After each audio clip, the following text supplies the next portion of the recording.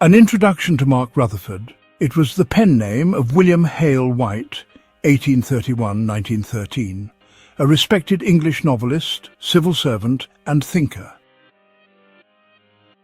Though not widely known in his time, Rutherford's writings are admired today for their quiet wisdom, deep introspection, and moral clarity. His works often explore the inner struggles of ordinary people, their spiritual questions, and the value of emotional resilience. About the essay, Talking About Troubles. In the thoughtful essay, Talking About Troubles, Rutherford reflects on how people handle their personal difficulties.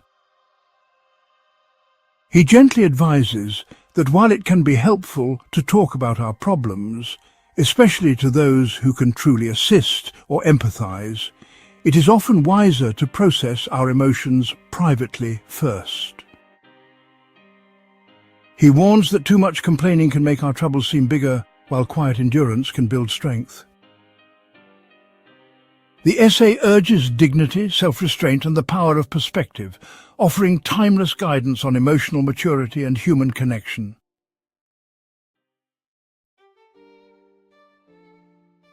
We may talk about our troubles to those persons who can give us direct help.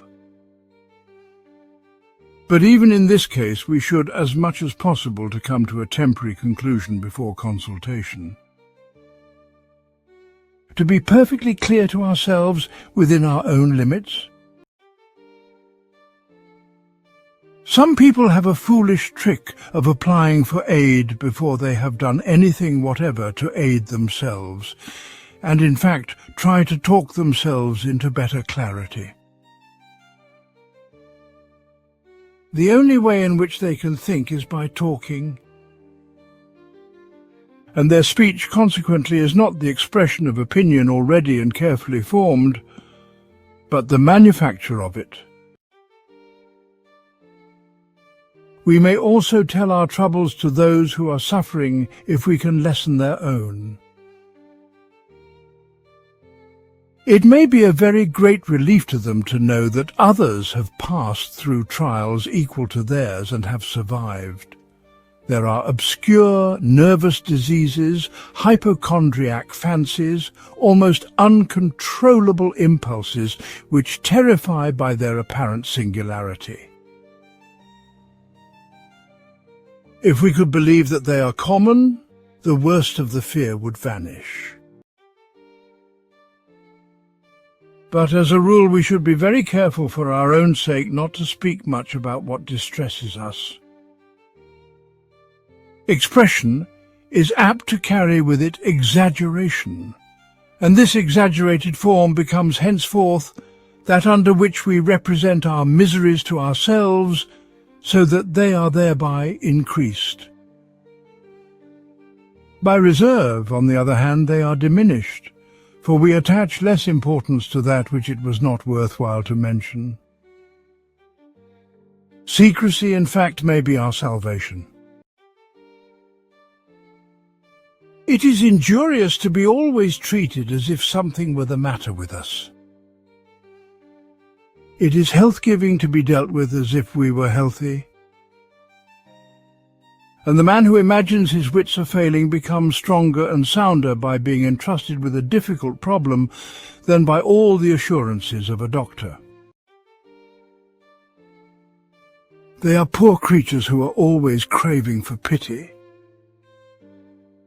If we are sick, let us prefer conversation upon any subject rather than upon ourselves. Let it turn on matters that lie outside the dark chamber, upon the last new discovery or the last new idea. So shall we seem still to be linked to the living world. By perpetually asking for sympathy, an end is put to real friendship. The friend is afraid to intrude anything which has no direct reference to the patient's condition, lest it should be thought irrelevant. No love even can long endure without complaint, silent, it may be, against an invalid who is entirely self-centered, and what an agony it is to know that we are tended simply as a duty by those who are nearest to us, and that they will really be relieved when we have departed. From this torture we may be saved if we early apprentice ourselves to the art of self-suppression, and sternly apply the gag to eloquence upon our own woes. Nobody who really cares for us will mind waiting on us even to the long-delayed last hour if we endure in courage. There is no harm in confronting our disorders or misfortunes. On the contrary, the attempt is wholesome. Much of what we dread is really due to indistinctness of outline. If we have the courage to say to ourselves, "What is this thing, then? Let the worst come to the worst, and what then?" we shall frequently find that after all it is not so terrible. What we have to do is to subdue tremulous, nervous, insane fear. Fear is often prior to an object. That is to say, the fear comes first and something is invented or discovered to account for it.